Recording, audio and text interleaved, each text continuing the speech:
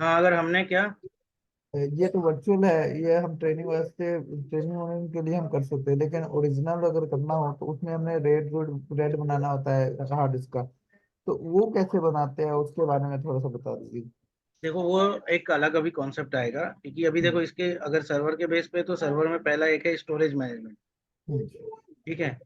Server में पहले ये तो समझ ले कि सर्वर कैसे बनेगा, क्योंकि सर्वर बनेगा तभी आप वो सारी चीजें मैनेज कर पाओगे। रेड को अगर कॉन्फ़िगर करना है प्रॉपर ढंग से, तो सर्वर की जरूरत होती है, मतलब सर्वर ओएस यानी आपका नेटवर्क ओएस की जरूरत है पहली बार। रेड कॉन्फ़िगर में आपके चार पांच तरह के कॉन्फ़िगर आते हैं। Red 1, red 0, red 10, red 50, red 5, बहुत सारे हैं अलग अलग। वो एक एक करके समझेंगे, और उसका प्रैक्टिकली भी तो दिखाऊंगा कि भाई कि किस तरह से, अगर मैं बोलूंगा कि उसका डेटा बैकअप होती है तो कैसे दिखेगा, वो भी आपको नजर आएगा तो अभी पहले स्टेप वाइज चलते हैं, क्योंकि अभी क्या है, इसमें रोल्स अभी बहुत सारे हैं। अब हर एक रोल्स को एक एक करके समझेंगे तो ज्यादा बेस्ट होगा। ऐसे बीच में जंप करेंगे तो बीच में पता चला कभी मैं स्टोरेज पे जा रहा हूँ, अभी जैसे बीच में कभी वर्चुअलाइजेशन पे गया, जैसा कभी ठीक है। स्टोरेज पे चले जाऊंगा, फिर कभी उठ के कोई बोलेगा डीएनएस, फिर कभी डीएसपी। तो ये वन बाय वन ही करते हैं, जो स्टेप वाइज होती है, ताकि समझ में आए। ठीक है सर। ठीक है। ठीक है। इसलिए मैं पहले एक एक करके ही बता रहा हूँ कि भाई कि ताकि आपको थोड़ी क्लियरिटी मिले। ये है, अभी देखो जनरली ये ऑप्शंस इसलिए मिले हैं, इसलिए मैं आपको बताया कि भाई कि ये ऑप्शंस बाय डिफॉल्ट आपको मिलेंगे। अब जाहिर बात है, मैंने हार्ड डिस्क लगा रखा है तो ऑटोमेटिकली है स्टोरेज मैनेजमेंट की सर्विस देगा ही देगा। फाइल्स इसमें इधर उधर करना होता है तो फाइल ट्रांसफर प्रोटोकॉल की सर्विस स्टार्ट हो ही जाएगी, जिसके केस में हम बोलते हैं फाइल सर्विसेज। तो इसलिए file and storage service automatically installed मिलता है। अब पहली बात है कि लोकल सर्वर, लोकल सर्वर मतलब हो गया, अभी जैसे मान लीजिए मैंने फर्स्ट टाइम इंस्टॉल किया। अब फर्स्ट टाइम इंस्टॉल किया तो मुझे अभी कुछ ना कुछ चीजों की कॉन्फ़िगरेशन या कॉन्फ़िगर करनी पड़ेगी।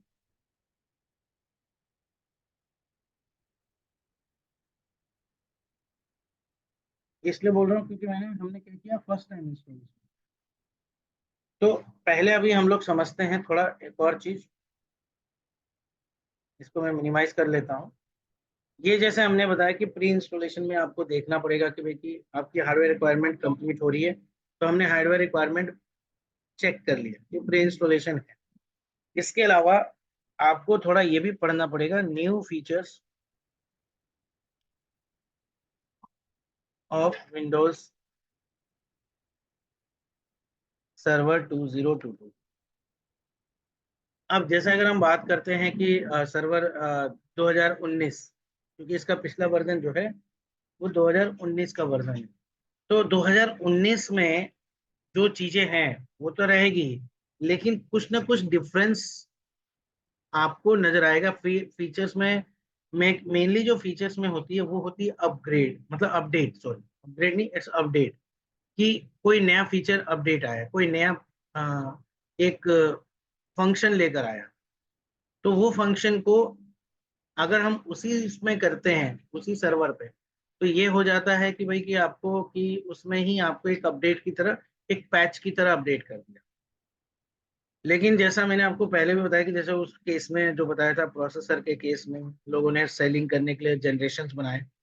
यहाँ पर भी वही बात है कि अभी भी अगर हम बोलते हैं कि अगर मैं आपको बोलूं कि 2019 या 2016 में मैं एक 2022 का फीचर दे रहा हूँ, यानी इसको खाली अपडेट कर लो पैच, तो लोगों को लगेगा अभी 2019 ही 16 वाला ही चल रहा है या 2019 वाला ही चल रहा है। ठीक है। लेकिन उन्होंने क्या किया, इन फीचर्स को लेकर, और फीचर्स ज्यादा अलग नहीं होते हैं, मुश्किल से 3 या 4 न्यू फीचर आते हैं, बाकी सब ओल्ड फीचर्स में अपडेट होते हैं, जिसे हम बोलते हैं पैचेस। कि उसके कुछ बग्स फिक्स हुए हैं, उसमें कुछ एक एक्स्ट्रा फंक्शन डाल दिया। तो इस तरह से बोला जाता है कि भाई कि अब 2022 नाम दिए तो लोगों को लगेगा अच्छा 2022 आ गया तो 2022 में हमें काम करना है। ठीक है। तो लोगों को नई चीजें ज्यादा पसंद आ रही है अभी नाम वगैरह इसमें। तो है क्या फीचर, तो अब क्या फीचर्स अपडेट किया, या क्या फीचर्स इन्होंने जो 2019 में था उसमें जो नहीं था वो लेकर आया नया। तो सिंपल सी बात है, अगर हम बताते हैं कि पहला जो फीचर इसने जो अपडेट किया, वो है, आप बोल सकते हो कि हाइब्रिड क्लाउड की कैपेबिलिटीज बढ़ाई। ठीक है, जैसे अभी हम बोलते हैं कि अजूरे आ गया, तो विंडोज सर्वर का ही है अजूरे मैनेजमेंट। तो अजूरे के भी डिफरेंट एडिशंस है, अजूरे के ऊपर भी बहुत सारे अलग ढंग से काम होते हैं। तो विंडोज 2022 जो है वो अजूरे के साथ कॉम्पिटिबिलिटी का इशू जो रहता था पहले, वो अब नहीं रहेगा। अब मतलब है कि मैच कर सकते हैं हम इसको ही, चाहे तो अपडेट करके अजूरे के साथ टाई अप, मतलब बोल सकते हो मिलाकर काम कर सकते। ठीक है, तो अजूरे के साथ जो अपडेट्स या जो फीचर्स चाहिए थे, जो बग्स आ रहे थे, वो सब अब इसमें बंद कर दिया गया बोल सकते हो। और इसमें एक अपडेट लेकर आया, यानी एक फीचर से थोड़ी सी अपडेट हुई। दूसरा अगर बोलते हो फीचर्स में, तो जाहिर बात है आजकल सिक्योरिटी का बहुत बात होता है, तो थोड़ी सिक्योरिटी इंप्रूव कर दी। सिक्योरिटी के लिए दो चार अलग अलग प्रोटोकॉल, जैसे TLC 1.2 का बेस कर सकते हो, जिसमें TLS का, ट्रांसपोर्ट लेयर सिक्योरिटी की जो इम्प्रूवमेंट की है, वो बनाया है, जिसे हम बोलते हैं TLS सिक्योरिटी। इसके अलावा आपको हाइपर वी मैनेजर में भी डेवलप किया, कि हाइपर वी मैनेजर भी एक नया फीचर, मतलब इसमें भी थोड़ा सा इम्प्रूवमेंट किया, कि जैसे पहले बहुत हैवी होता था, तो अब इसमें एक नए नए फीचर्स लेकर आए, जैसे कंटेनर सर्विस बोलते हैं। तो उस तरह के फीचर्स, यानी बोल सकते हो। दूसरा है कि वर्चुअल मैनेजर की क्लोनिंग होती है। वर्चुअल मैनेजर के आप बोल सकते हो, अगर पार्टीशन करनी है तो उसकी डिफरेंट पार्टीशन टूल्स को अपडेट किया। तो ये सब कुछ नए फीचर्स हैं जो उन्होंने अपडेट किया। इसके अलावा इन्होंने एक फीचर और बनाई, जैसे अगर बोला जाए विंडोज का एडमिन सेंटर। तो विंडोज के एडमिन सेंटर को इन्होंने अपडेट किया, इसका नया एक लाइफ साइकिल मैनेजमेंट बनाया। ठीक है, एक VM की इंफॉर्मेशंस को कस्टमाइज किया बोल सकते हो, और इसके कुछ अपडेट्स दिए। इसके अलावा एक और नई सर्विस जो निकाला, जो अपडेट किया, जिसे हम बोलते हैं कुबरनेट, यानी इसको बोल सकते हो, कुबरनेट तो है ही, इम्प्रूव कुबरनेट सर एक्सपीरियंस।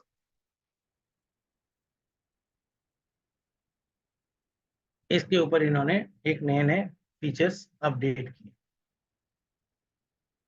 तो ज्यादा कुछ फीचर्स वैसे तो नहीं आए, बट कुछ फीचर्स इन्होंने नए लाए। हाँ, अब कुछ फीचर्स जो इसमें इंट्रोड्यूस किया, यानी एक जिसको अपडेट नहीं बोलेंगे या पैच की तरह अपडेट नहीं, जिसे हम बोलेंगे एकदम नया फीचर। तो अगर बात करते हैं, ये बोल सकते हो इसको, न्यू नहीं बोल के हम बोल सकते हैं अपडेट फीचर्स। ठीक है, और ये कुछ न्यू फीचर्स। तो न्यू फीचर्स में अगर सबसे पहले बात करते हैं, तो वो लेकर आया था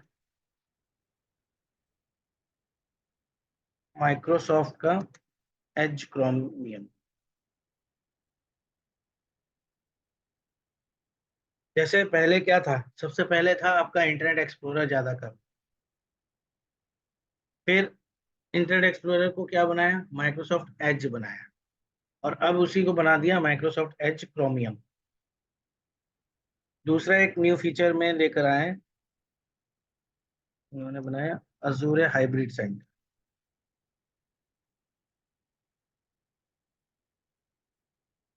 ठीक है, ताकि अजूरे का हाइब्रिड सेंटर, जैसे ये हम सेंट्रलाइज पूरी तरह से मैनेज कर सकते हैं, उस तरह से उसको एक सेंट्रलाइज हब की तरह अजूरे को इंटीग्रेट करके काम करने के लिए ये काम प्रोसेस में किया।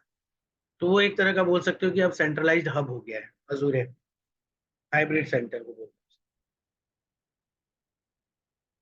ठीक है, इसके अलावा इन्होंने एक नया फीचर और ऐड किया,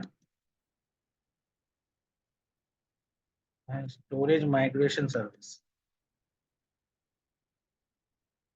ठीक है, अब GUI इंटरफेस के थ्रू या पावर सेल के थ्रू आप स्टोरेज को पूरा मैनेज कर सकते हो और माइग्रेट कर सकते हो, एक सर्वर से दूसरे सर्वर आप प्रोवाइड करवा सकते हो उसकी सर्विसेज।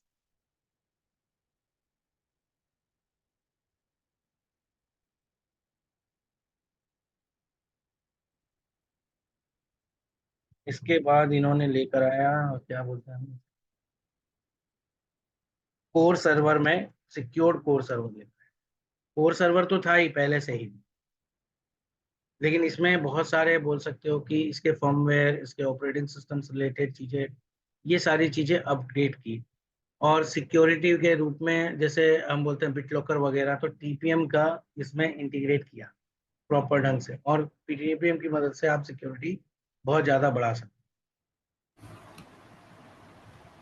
और ऑब्वियसली कुबरनेट सर्विस तो है ही। कुबरनेट में सर वैसे होता क्या है? किसमें जानना है? कुबरनेट में। अच्छा, देखो कुबरनेट क्या है। चलो ठीक है, मैं एक सिंपल एग्जांपल देता हूँ। अगर आपको कोई समझ लो, इसको दूसरे शब्दों में मैं आपको बताता हूँ, डोकर एंड कंटेनर के रूप। हम्म। जैसे सपोज करो, डॉकर कंटेनर पता है, पहले ही बताए। डॉकर कंटेनर्स के यहाँ सेव करते हैं, कोई एक जगह होती है जिसपे हम सर्वर टाइप ही होता है, मीन्स के जिस एफटीपी कह लो, या जहाँ हम अपना सेव करते रहते हैं मटेरियल। हम्म। नहीं देखो, सिंपल, मैं आपको एक सिंपल बताता हूँ। जैसे आप पोर्ट्स देखते हो ना, मतलब बंदरगाह जहाँ पे बड़े बड़े कंटेनर रखे रहते हैं, जी। तो ये वहीं पे, और उस जगह के जो ले जाने ले आने का काम करता है वो कहलाता है डॉक। जैसे बोलते हैं डॉक के थ्रू, यानी बंदरगाह के थ्रू सारा कुछ इधर उधर मटेरियल जाता है। लेकिन जाता क्या है? कंटेनर। तो उसी के हम्म। बेस पे इन्होंने नाम रखा, और उसके बेस पे इन्होंने टेक्नोलॉजी बनाई।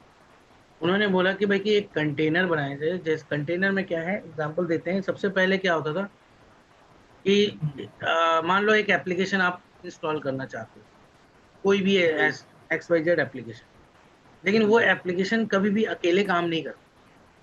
उससे रिलेटेड सर्विसेज बहुत सारी चलती हैं। जैसे एग्जांपल ले लो, डॉट नेट फ्रेमवर्क चाहिए उसको, किसी को, किसी एप्लीकेशन को काम करने के लिए, कि डॉट नेट हम्म। फ्रेमवर्क का एक पैच या एक फीचर एनेबल हो जाए। जावा का फीचर बोलते हैं एनेबल होना चाहिए। हम्म। ठीक है। इस तरह के जो है ना, बहुत सारे डिपेंडेंसीज वाले फीचर्स बहुत सारे होते हैं जो डिपेंड करते हैं। अब क्या है कि इस चक्कर में होता है क्या है कि भाई कि एप्लीकेशन प्रॉपर ढंग से काम नहीं कर पाता अगर आप डाल भी लेते हो, और बहुत सारे बग्स हो जाते हैं, बहुत सारे दिक्कतें आती हैं। दूसरी बात है कि आपको अगर एक एप्लीकेशन की जरूरत है तो आप तीन चार एप्लीकेशन डालते हो, तब जाकर वो एक एप्लीकेशन प्रॉपर वर्जन पाता है। हम्म। तो उन्होंने क्या किया, एक कंटेनर बनाया कि जहाँ, जैसे अब कंटेनर के अलग अलग डिपेंड के बेस पे काम, कंटेनर इन द सेंस एक जगह बनाई जहां पर बहुत सारे एप्लीकेशंस एज पर रिलेटेड ऑफ योर टास्क रखे गए। ठीक है। अब एक सर्विस को अगर चलाना है तो उससे रिलेटेड टास्क को खोजने के लिए आपको जगह जगह पे, हाँ बोल सकते हो इधर उधर, या सर्वर में भी अगर हम पहले बनाए हैं उस तरह की सर्विस, तो वहां पर क्या होगा कि भाई कि पता चलता है एक एप्लीकेशन कहीं है, एक एप्लीकेशन कहीं है, एक एप्लीकेशन कहीं है, यानी उसके लिए 10 सर्वर भी बना लिए, और वो एप्लीकेशन सर्विस अलग अलग सर्वर को एक्सेस करके कर रहा है, तो उसमें बहुत टाइम कंज्यूमिंग भी होता है। इन्होंने बोला कि एक यूटिलिटी के बेस पे अगर बोला जाए कि जिसको जितना जरूरत है, एक स्पेसिफिक एप्लीकेशंस का ही एक कंटेनर बनाए। अब वो चाहे सॉफ्टवेयर कंटेनर हो, चाहे कोई एप्लीकेशन का कंटेनर हो, चाहे वो आपका ऑपरेटिंग सिस्टम का कंटेनर हो, तो उन्होंने एक कंटेनर सर्विस स्टार्ट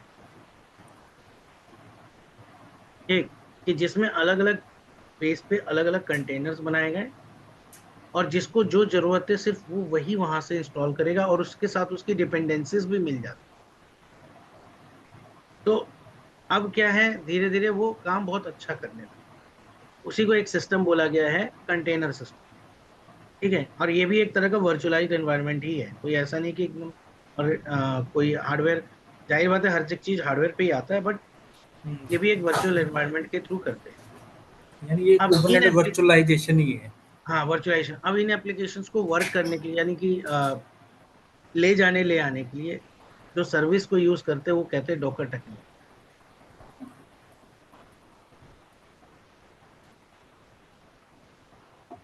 ठीक है। अब ये तो है कि माइक्रोसॉफ्ट की सर्विस है खुद की, समझ लो। तो माइक्रोसॉफ्ट जी। की सर्विस अगर इस तरह की है, तो माइक्रोसॉफ्ट सिर्फ अपने ही एप्लीकेशंस को ज्यादा सपोर्ट करता है। अब कुछ सर्विसेज हैं, कुछ एप्लीकेशंस हैं जो थर्ड पार्टी एप्लीकेशन कहलाती है, जो माइक्रोसॉफ्ट की नहीं होती। अब बहुत लोग उनको भी डिप्लॉय करना चाहते हैं, उसके लिए भी भाई एक सुविधा होनी चाहिए। उस केस में कुबरनेट काम करता है। कुबरनेट क्योंकि ये गूगल के द्वारा डेवलप किया हुआ है और ये ओपन सोर्स प्लेटफॉर्म पर काम, यानी इसके ऊपर किसी का वो एकाधिकार नहीं है, ठीक है। और ये भी डिप्लॉयमेंट करना, कंटेनर्स को वर्चुअलाइज एनवायरनमेंट में प्रॉपर ढंग से डालना, फिर एप्लीकेशन रिलेटेड कोई भी ऑपरेशंस, कोई भी स्केलिंग, ये सारा कुछ देखने का काम कुबरनेट सर्विस का। क्योंकि डॉकर में अभी भी एक प्रॉब्लम है कि अगर बहुत बड़ा, मतलब बोल सकते हो कि अगर कंटेनर को बहुत मतलब बोल सकते हो बड़े अगर एप्लीकेशंस की जरूरत पड़े, ठीक है, या ऐसा एप्लीकेशन की बहुत हाँ, जैसे बोलो बहुत बड़े एप्लीकेशन जहाँ पर बहुत सारे सर्विसेज, बहुत सारी डिपेंडेंसीज हो, तो वो डॉकर नहीं संभाल पाता, उसकी जगह पे कुबरनेट करता है। क्योंकि ये क्या है, क्लस्टर ऑफ कंटेनर्स का भी काम, यानी अलग अलग कंटेनर्स को मिलाकर भी ये प्रॉपर ढंग से काम कर जाता है। इसलिए इसको बोलते हैं अजूरे कुबरनेट सर्विस। ये ओपन सोर्स है तो अजूरे में भी ये इसके इंटीग्रेट कर दिया है, यानी ये भी एप्लीकेशंस मैनेज करने के लिए ही है, समझ लो, लेकिन वर्चुअल एनवायरनमेंट में प्रॉपर ढंग से मैनेज करता है।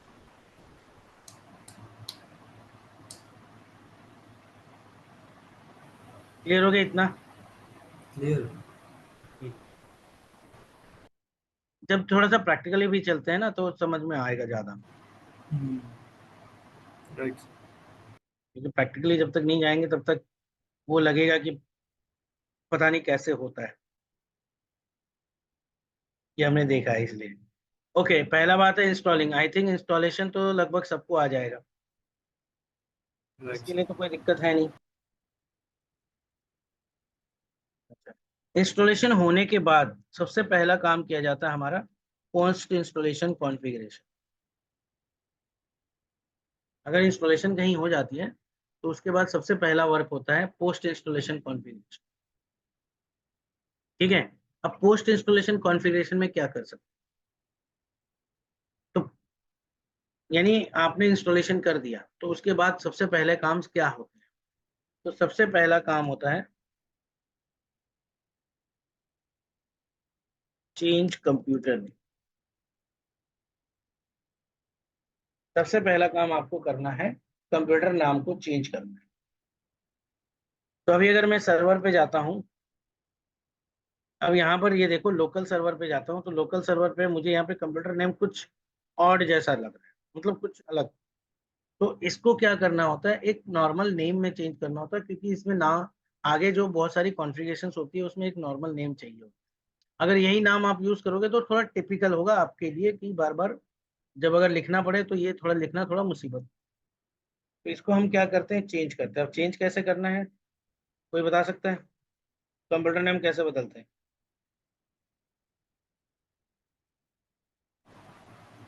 तो प्रॉपर्टीज पे जाके चेंज बटन होता है। यहाँ पर देखो, डायरेक्ट यहाँ पे जिस कंप्यूटर में जाओगे तो यहाँ पर डायरेक्ट क्लिक कर सकते हो। ये क्लिक करते ही आपको ये कंप्यूटर नेम का ऑप्शन खुल जाता है, यहीं पे आप डायरेक्ट चेंज पे जाके कंप्यूटर नेम को बदल सकते हैं। सपोज हम कर देते हैं इसको सर्वर डीसी। ओके कर दिया।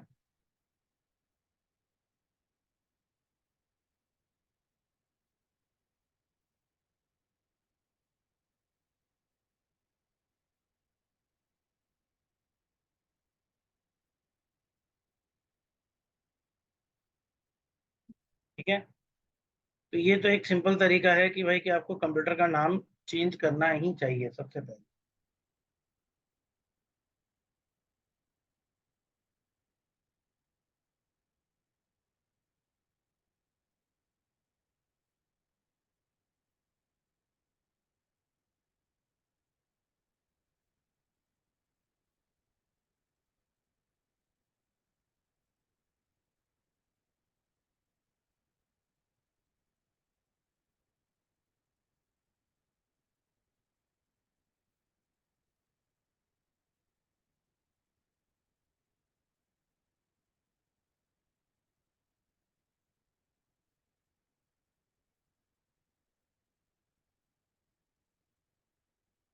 आप लोगों ने इंस्टॉल कर रखा है अपने अपने में प्रैक्टिस के लिए?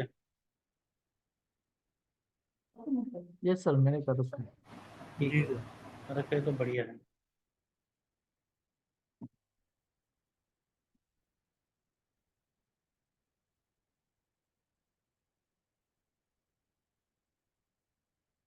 ये क्या हुआ?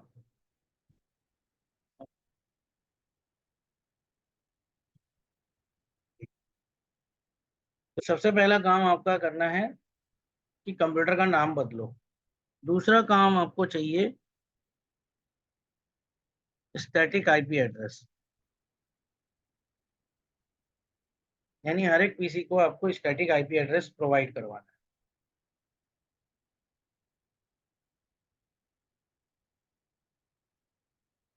देखो, सबसे पहले हमेशा जब भी खुलेगा ये सर्वर मैनेजर खुलेगा ही,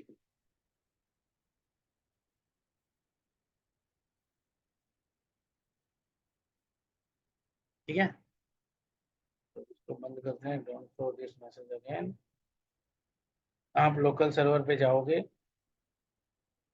और यहाँ पर अगर हम आईपी चेक करते हैं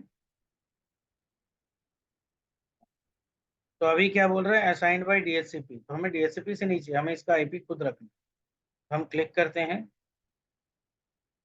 हम इसको, क्योंकि सर्वर का आईपी हमेशा स्वयं खुद ही रखना पड़ेगा, स्टैटिक चाहिए, तो हम यहाँ पर यूज दिस आईपी एड्रेस करके रख लेते हैं। एग्जांपल देते हैं 192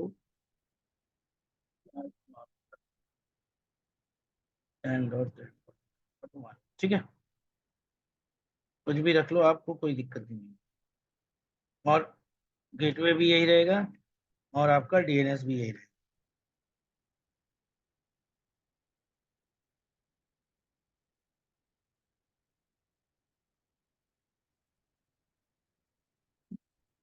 तो दो काम आपके हो गए, post installation configuration.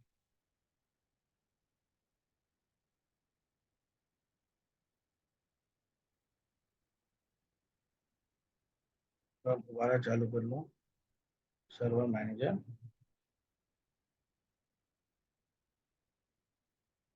Local server पे जाएंगे, आपको यहाँ पे अपडेटेड आईपी दिख जाएगी, ठीक है। अब सर्वर्स को ज़्यादातर लोग रिमोट मैनेजमेंट करते हैं, तो यहाँ पर आपको एक और चीज़ देखनी है कि रिमोट मैनेजमेंट एनेबल होनी चाहिए, ठीक है, ताकि लोग इसे रिमोटली मैनेजमेंट कर सके कहीं से भी बैठ के। उसके बाद आपका होना चाहिए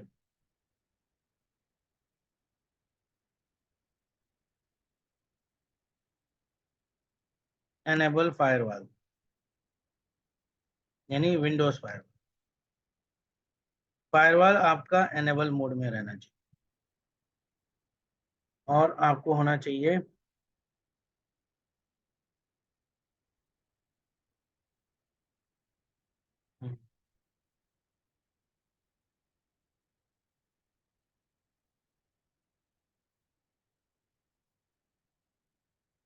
सिक्योरिटी अपडेट्स भी रहना चाहिए। ये सब आपको देखने का काम।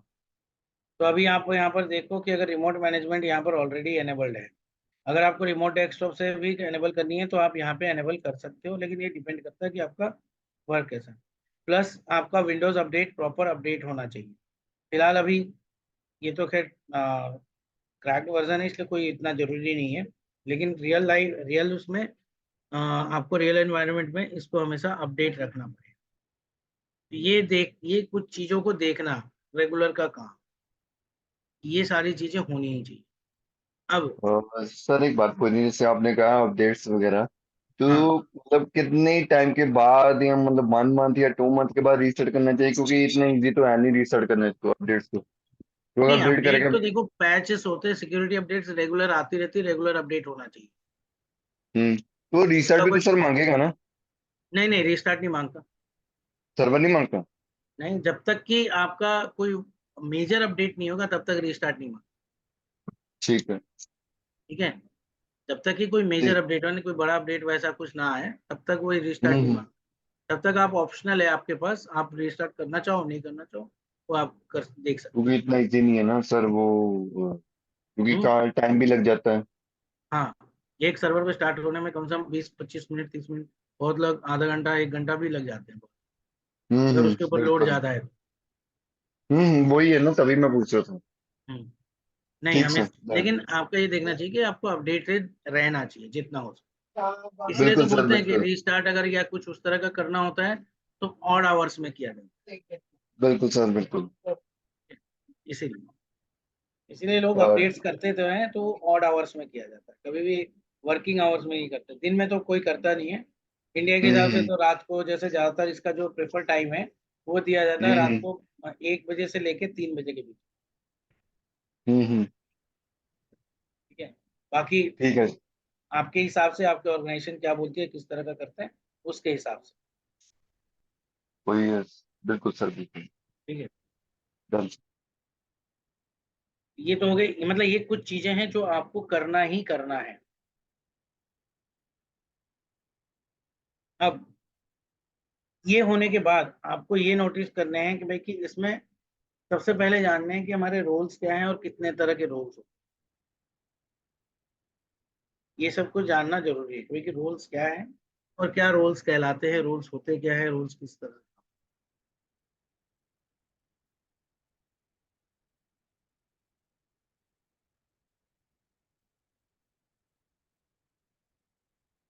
तो जब भी अगर आप सर्वर पे जाओगे ना, तो सर्वर पे आप जाओगे यहाँ पर डैशबोर्ड में। तो डैशबोर्ड में आपको एक मिलता है ऐड रोल्स एंड फीचर्स। तो आप ऐड रोल्स एंड फीचर्स पे जब आप क्लिक करेंगे तो क्लिक करने के बाद ही आपको ये देखो, सर्वर में सबसे बड़ी अच्छी बात है कि यहाँ पर सब कुछ लिखा हुआ है, आपको बस पढ़ना आना चाहिए। अगर आपने इतना भी अगर आपको पढ़ना आ गया कि इससे का मतलब क्या होता है और इससे हम क्या कर सकते हैं, तो आपको आगे इसमें कहीं पे भी कोई एरर नहीं आए। तो कोई भी देखो add roles and features wizard में आपको यहाँ पर साफ साफ लिखा है,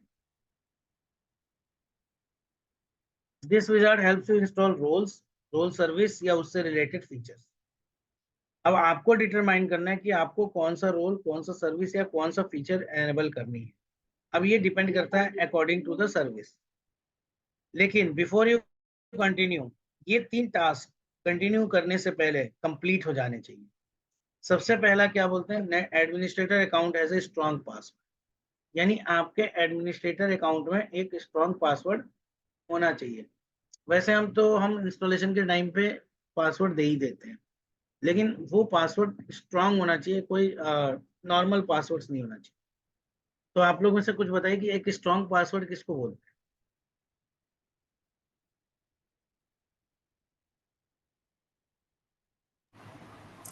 सर अपर के लोअर केस और थोड़े डिफरेंट टाइप्स के लेटर्स जैसे फंक्शंस उस देखो टाइप। पासवर्ड्स के अंदर में सिर्फ 4 चीजों का यूज होता है, उसके अलावा और कोई चीजों का यूज नहीं होता है।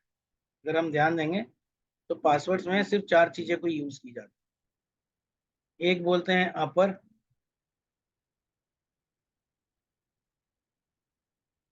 एक बोली जाती है lower, lower case upper case, ठीक है। तीसरा आता है आपका न्यूमरल्स और चौथा आता है आपका सिंबल्स। ठीक है। अब ये चारों मिलाकर जब चारों मिल जाते हैं, इनमें से कम 3 का कॉम्बिनेशन बनेगा जब, तब बोला जाता है कि हमारा स्ट्रॉन्ग पासवर्ड। मिनिमम 3, चारों का करोगे well and good, but minimum 3, तब जाकर उसे हम बोलते हैं स्ट्रॉन्ग पासवर्ड, नहीं तो हम स्ट्रॉन्ग पासवर्ड नहीं बोलते। क्लियर हो गया। तो हमारे कंप्यूटर का पासवर्ड स्ट्रॉन्ग होना चाहिए। दूसरा आपका क्या होना चाहिए, नेटवर्क स्टैटिक्स सेटिंग्स जो है, जो आईपी एड्रेस, वो हमने स्टैटिक आईपी एड्रेस कॉन्फ़िगर कर लिया है, हमने अभी भी किया भी था। और तीसरा क्या बोला है, मोस्ट सिक्योरली सिक्योरिटी अपडेट्स, जो विंडो अपडेट के थ्रू आपका अपडेट हो जाना चाहिए। तो अगर मान लो ये 3 प्रीरिक्वेस्ट, इसको बोलते हैं प्रीरिक्विजिट, अगर ये प्रीरिक्विजिट पूरा नहीं हुआ तो आपके आगे के किसी भी सेक्शन में हो सकता है एरर आएगा ही आएगा। बट अगर ये तीनों पूरा है तो किसी भी तरह का एरर आने के चांसेस बहुत कम है। बाकी एरर किसी और वजह से आएगा, इनकी वजह से नहीं। फिर आप अगर करोगे नेक्स्ट, नेक्स्ट करने के बाद आपको यहाँ पे दो तरह की सर्विसेज दी जाती है। सबसे पहली बोली जाती है रोल बेस्ड और फीचर बेस्ड। तो जाहिर बात हम सर्वर इस्तेमाल कर रहे हैं तो हम रोल बेस्ड और फीचर बेस्ड पे ही जाएंगे। दूसरी सर्विस है रिमोट डेस्कटॉप सर्विस। ये तब करते हैं जब हम इस सर्वर के थ्रू हम वर्चुअलाइजेशन का प्रोसेस करना चाहते हैं।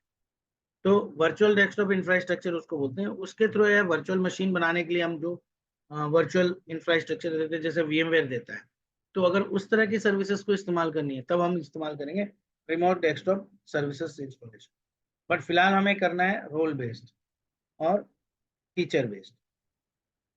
नेक्स्ट करोगे तो आपको यहाँ पर पूछा जाएगा कौन सा सर्वर पे डालना है। ये एक यहाँ पर एक ऐसा फीचर है कि आपको अगर मान लो 3-4 सर्वर आपके नेटवर्क में है तो आप तीनों चारों सर्वर को यहाँ ज्वाइन करके आप एक साथ तीनों को मैनेज कर सकते हैं।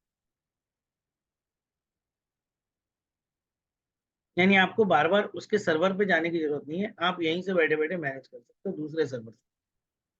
तो यहाँ पर इसीलिए बोलता है select server from the server pool. एक पूल बनाएंगे हम जिसमें बहुत सारे सर्वर्स की लिस्ट होगी।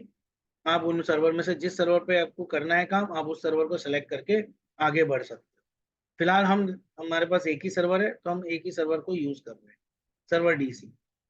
नेक्स्ट करोगे तो नेक्स्ट करने के बाद आपको यहाँ पे रोल्स मिलेंगे। इसको कहते हैं रोल्स। रोल्स मतलब हो गया एक तरह का रिस्पॉन्सिबिलिटी जो ये सर्वर निभाएगा। ठीक है, जैसे हमारे को क्या मिलता है, अपॉइंटमेंट लेटर मिलता है। तो अपॉइंटमेंट लेटर में लिखा रहता है कि आपकी रोल्स एंड रिस्पॉन्सिबिलिटीज क्या क्या होंगी। तो यहाँ पर है ये अपॉइंटमेंट लेटर में हम इसको किस चीज के लिए अपॉइंट कर रहे हैं वो रोल या सर्विस हम इसे बता सकते हैं।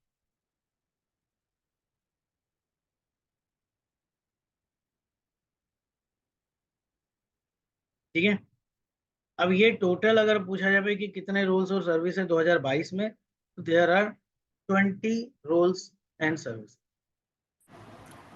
20 रोल है ये पूरे। ठीक है, अब हर रोल की यूटिलिटी, हर रोल का काम एकदम डिफरेंट होता है। यानी जिसको जिस रोल के लिए काम करवाना है वही रोल उसको दिया जाता है। एक छोटे ऑर्गेनाइजेशन में एक ही सर्वर मशीन पे 3-4 रोल यानी मल्टीपल रोल्स को किया जाता है। लेकिन एक बड़े ऑर्गेनाइजेशन में हर रोल के लिए अलग अलग सर्वर होता है। जैसे मान लो DHCP रोल के लिए अलग सर्वर, DNS के लिए अलग सर्वर, फैक्स सर्विस के लिए अलग है, फाइल स्टोरेज सर्विस के लिए अलग, यानी हर एक चीज के लिए अलग अलग सर्वर बना सकते हो। और चाहो तो एक ही सर्वर पे इनमें से मल्टीपल मतलब रोल्स का इस्तेमाल कर सकते। ठीक है, इतने में किसी को दिक्कत है कि ये 20 रोल क्या है? No sir. नाउ अगर आप नेक्स्ट करते हो तो नेक्स्ट करने के बाद यहाँ पर फीचर्स की लिस्ट में ये फीचर्स वो हैं जो किसी रोल्स की डिपेंडेंसीज है। मान लो कोई एक रोल को हम इंस्टॉल करते हैं तो वो रोल अकेला काम नहीं करता, उससे रिलेटेड कुछ फीचर्स होते हैं। या तो वो वहीं पर सेलेक्ट कर लेगा या तो यहाँ पर आपको जाकर सेलेक्ट करना। तो यहाँ पर आप फीचर्स सेलेक्ट करते हो, वहां पर आप रोल्स करते हो।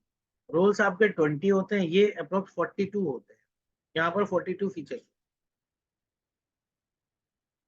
ठीक है, तो इतने रोल्स इतने फीचर्स आपके मौजूद हैं। अब आपको कौन सा को क्या रोल प्रोवाइड करवानी है वो डिपेंड कर। ठीक है, कि आप इनमें से कौन सा रोल लोगे। फिलहाल बाय डिफॉल्ट मैंने जैसे बताया कि फाइल और स्टोरेज सर्विस ऑलरेडी इंस्टॉल्ड है, तो यहाँ पर देखो फाइल एंड स्टोरेज सर्विस पे चेक मार्क है। तो अगर आप इसको एक्सपेंड करोगे तो आपको देखो स्टोरेज सर्विसेज इसमें इंस्टॉल्ड ऑलरेडी मिला हुआ है।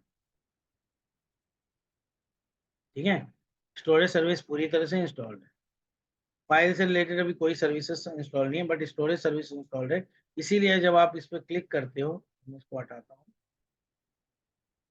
तो आपको ये सारे स्टोरेज रिलेटेड ही दिखाता है कि कितने वॉल्यूम है, कितने डिस्क है, क्या स्टोरेज पूल्स बनाएंगे नहीं बनाएंगे। ये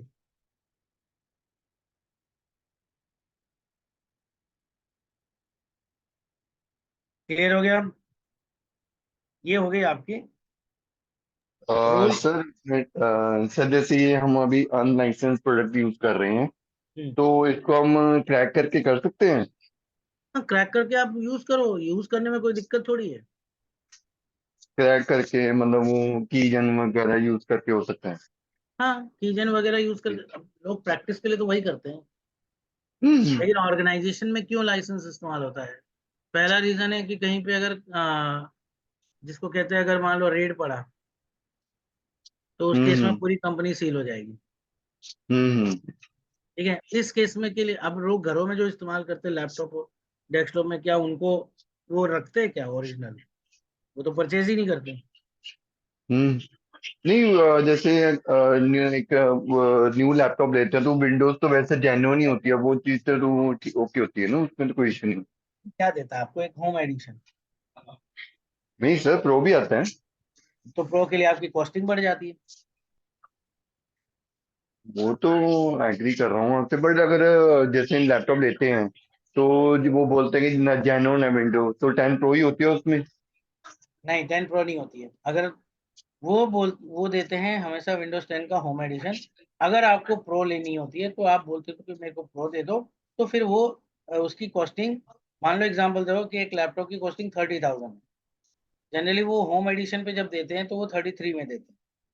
लेकिन अगर आप बोलोगे प्रो चाहिए तो वो करीब उसी लैपटॉप की कॉस्टिंग 40 के आसपास। Okay okay okay. That is based on license. आपके जितनी लैपटॉप की कॉस्टिंग होगी उतनी लाइसेंस कॉस्टिंग होगी। और अब ये कंपलसरी कर दिया है।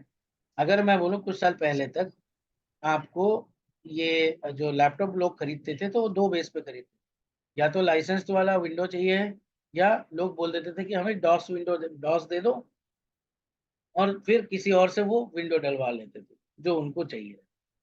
और वो सारे क्रैक्ड होते थे, क्योंकि अब अगर मान लो आपको जैसे मैंने बताया है 30 और 40, तो लोग 10,000 बचाना ज्यादा पसंद करते हैं। ठीक है, इसलिए वो चीज होती है। इसीलिए अभी भी हम्म हर जगह पे पायरेटेड सॉफ्टवेयर ही चलते हैं। हम्म लोग क्रैक करके यूज करते हैं लोग, आखिर उनको, क्योंकि देखो घरों में लोग रखते हैं किस लिए? प्रैक्टिस के लिए। जब ऑर्गेनाइजेशन में जाते हैं तो वहां तो ऑलरेडी मिलता है, वहां तो उनको परचेज नहीं करना। लेकिन उनको अगर प्रैक्टिस करनी है तो कैसे करेंगे? तो घरों में, इसलिए वो यूज करते हैं क्रैक्ड वर्जन।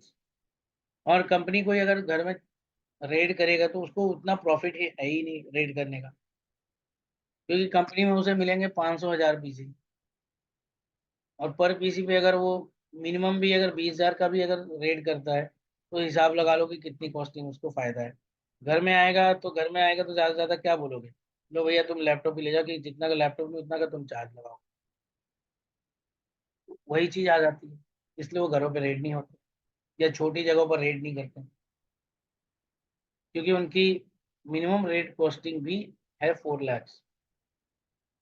ये मिनिमम बता रहा हूँ। हम्म तो अब तुम्हारे 20,000 30,000 के पीसी के लिए वो तुम्हें 4 लाख का थोड़ी नुकसान है। इसीलिए हम्म ठीक। कंपनीज में होती है, तो कंपनीज में लाइसेंस होती है। और लाइसेंस के दो तीन मोड है। आप अगर मेन लाइसेंस, एक तो होता है डिवाइस लाइसेंस, जो डिवाइस के ऊपर होता है, और दूसरा होता है पेपर लाइसेंस। पेपर लाइसेंस सबसे सस्ता पड़ता है, क्योंकि पेपर हम्म लाइसेंस अगर आप लेते हो तो 2,000 रुपये करके मिल जाएगा पर लाइसेंस।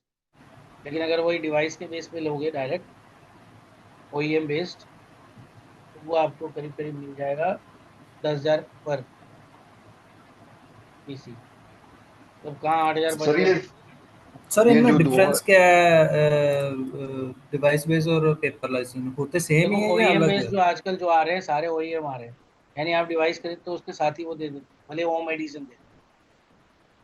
ठीक है, तो ओईएम बेस्ड वाले में क्या रहता है कि वो डिवाइस, अगर मान लो आप बदलोगे, कल को ये हुआ कि आपके पास एग्जांपल ये लैपटॉप है, आपने लैपटॉप परचेज किया, आपने उसके साथ विंडो भी परचेज कर लिया।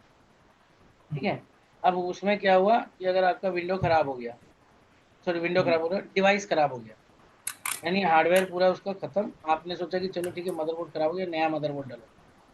अब नया मदरबोर्ड डलवाओगे, तो जब आप वो विंडो डालने की एक्टिवेट करने की कोशिश करो तो वो विंडो उसमें एक्टिवेट नहीं होगी। हाँ, वो तो नहीं होगा वैसे। क्योंकि सीरियल नंबर बदल गया, हम्म, या वो विंडो किसी और में डालकर सोचोगे कि चलो मैं किसी और डिवाइस में एक्टिवेट करवा दूं, ये डिवाइस मेरा बेकार हो गया, तो भी एक्टिवेट नहीं, वो डिवाइस बेस्ड हो गया। पेपर लाइसेंस क्या होता है? पेपर लाइसेंस ज्यादातर जैसे जो इंस्टीट्यूट्स वगैरह होते हैं, जो एकेडमिक्स वगैरह जो ज्यादा करते हैं, वो ज्यादा प्रीफर करते हैं। जैसे सपोज कर लो, एग्जांपल लेते हैं बायजूस। बायजूस इतनी बड़ी ऑर्गेनाइजेशन है, अब वहां पर है कि अगर वो प्रैक्टिस करवाते होंगे किसी, हम्म, चाहे नीट का करे चाहे जो भी, कंप्यूटर पे प्रैक्टिस तो करवाएंगे ही। अब वो कंप्यूटर पे बहुत सारे बच्चे छिड़खानी भी करते हैं, तो मान लो अगर वहां पे क्या हो गया, डिवाइस खराब भी हो गया, हम्म। तो आपका लाइसेंस नहीं जाएगा।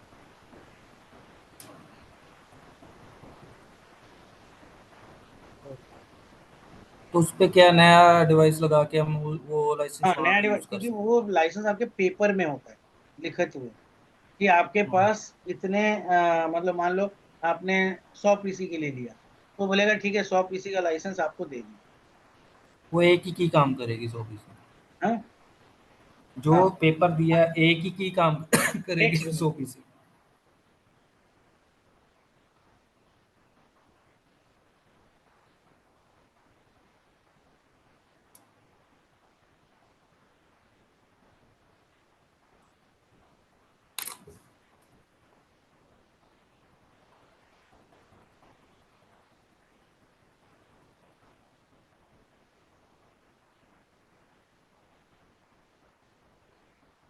वो अलग अलग मेरे हिसाब से अलग अलग होता है वो।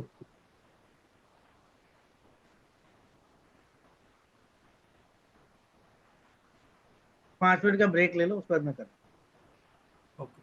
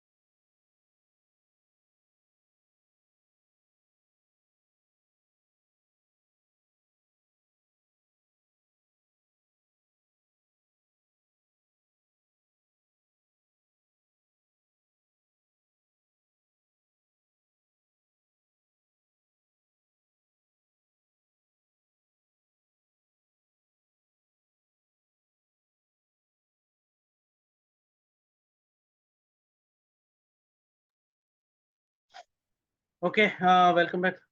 सभी हैं? Yes sir. ठीक है। Yes sir. तो उस समय क्या पूछ रहे थे, फिर से बोलना। सो पेपर लाइसेंस जो पेपर लाइसेंस है आपने बोला 100 सिस्टम पे एक ही कॉपी मिलती है या अलग से नहीं नहीं, 100 पेपर ही? लाइसेंस जैसे मान लो अगर 100 पीसी है तो 100 पीसी के लिए तुम्हें पेपर लाइसेंस दे दिया, वो 100 पीसी कोई भी दिखाओ, अच्छा, वो उसमें आपका एक भी फिक्स नहीं रहेगा मेंशन ना कि यही पीसी है।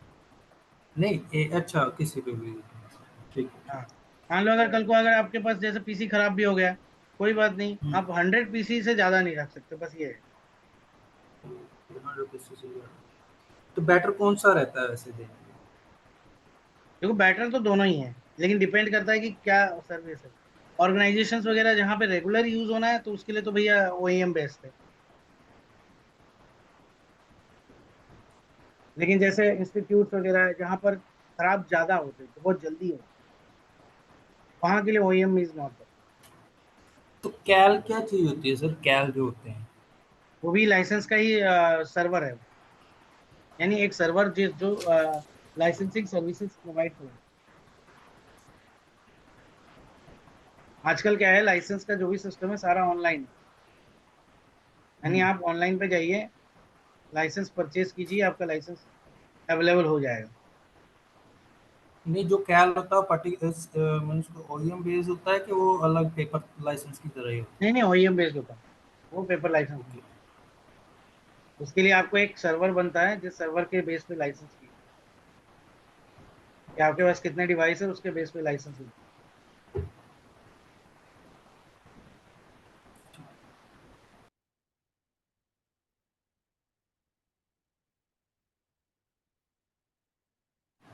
तो एक क्वेश्चन और था सर, जैसे हमने ओईएम बेस्ड ले लिया हो, हाँ ठीक है, वो मशीन हमने सर्वर ले लिया, उसमें हमने इंस्टॉल कर लिया, वो उसके लिए जो उसके अंदर हम सपोज अगर वीएम वेयर डाल के करते हैं सर्वर, तो VMware का तो अलग लाइसेंस होगा।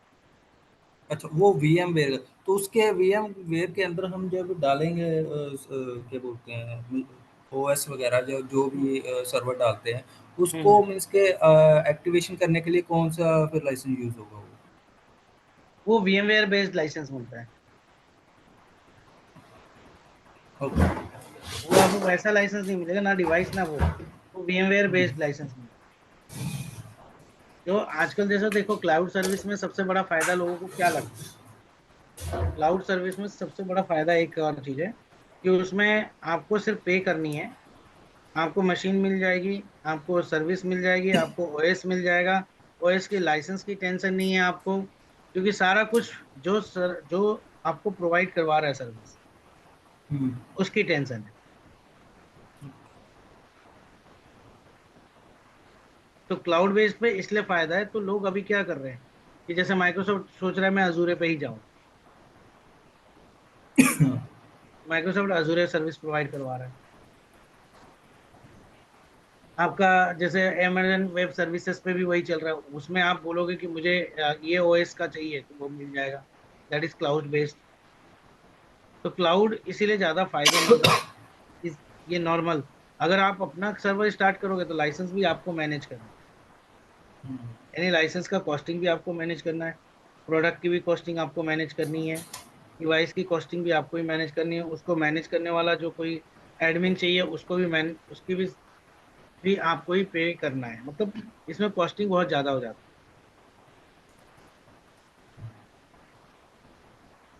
और इसमें यह भी है कि अगर मान लीजिए एक डिवाइस का भी लाइसेंस कम हुआ तो कल को दूसरी चीज हो सकती है, यानी बोल सकते हो रेट पे फिर वो चार्जेस वगैरह लग सकते हैं।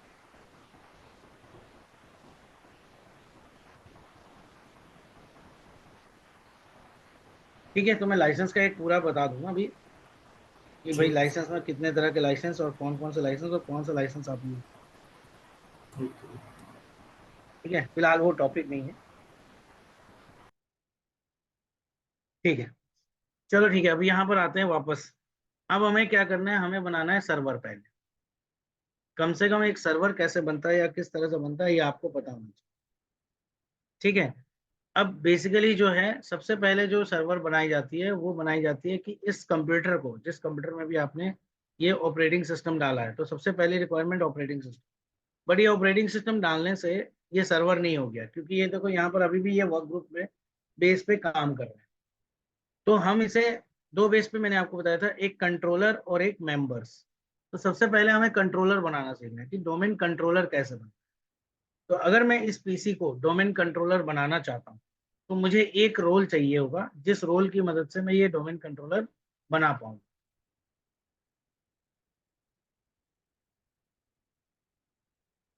ठीक है, तो उस रोल को हम बोलते हैं एक्टिव डायरेक्टरी रोल,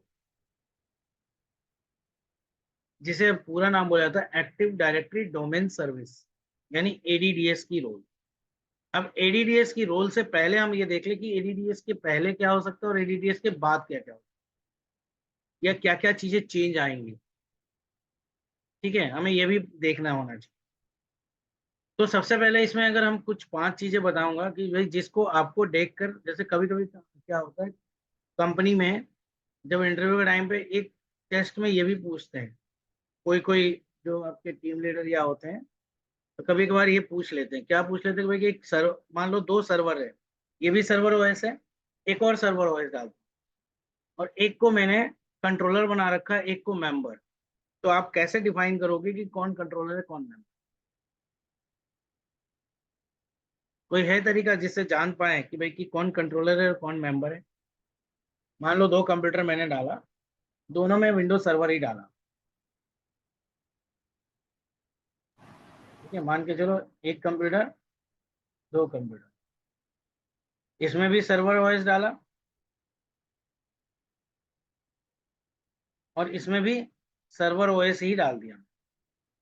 ठीक है, लेकिन ये बना दिया मैंने कंट्रोलर, क्योंकि मैं को इसे बनाना है डोमेन कंट्रोलर एग्जाम्पल। और इसको बनाया एग्जाम्पल लेते हैं मेंबर। ठीक है, और मैं ये बात चलो नहीं बताता कि कौन सा डोमेन है कंट्रोलर है और कौन सा मेंबर है, तो आप कैसे बताओगे कि ये डोमेन कंट्रोलर है या ये डोमेन कंट्रोलर?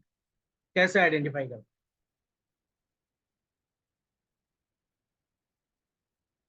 बस इतना बताइए, अगर आप लोग को पता हो।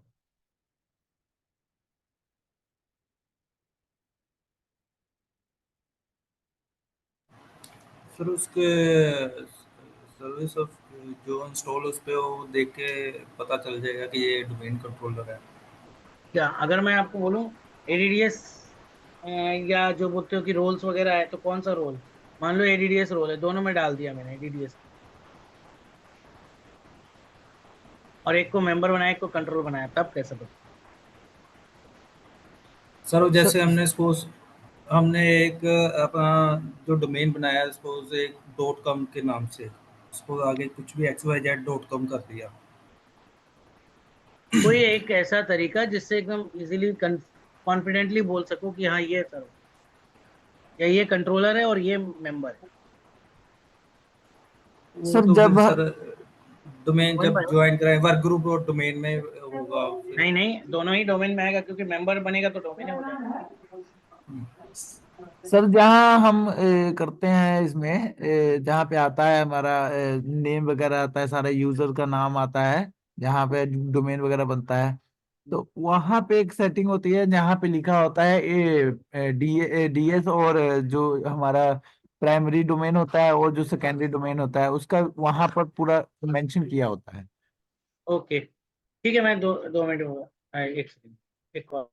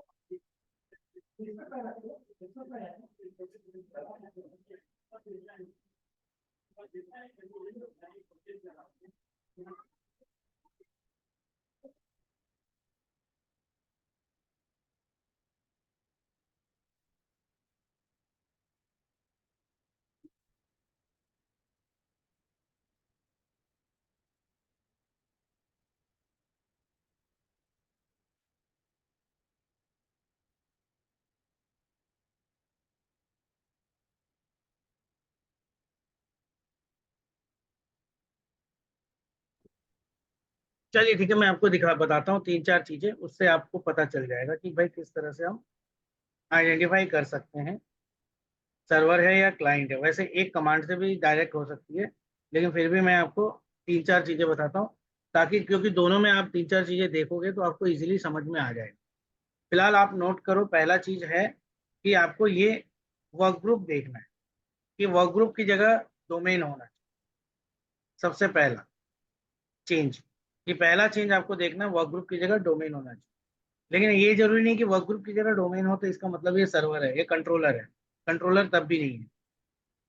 टूल्स में जब जाओगे, टूल्स में अभी आपको कंपोनेंट नजर आ रहे हैं, देखो ये इतने सारे, जैसे component services, computer management, defragment, optimize, ये सब सारे सर्विसेज आपको नजर आ रहे हैं। ठीक है, ये टूल्स में आपको नजर आ रहे हैं। आपको अभी जो नजर आ रहे हैं करीब आप देखना बहुत ये कम नजर आ रहे हैं, इससे ज्यादा नजर आने लगे। दूसरा चीज, ठीक है, तीसरा चीज आप क्या करोगे, आप रन में जाओगे, रन में लिखोगे LUSRMGR.MSC। ये LUSRMGR होता है लोकल यूजर मैनेजर।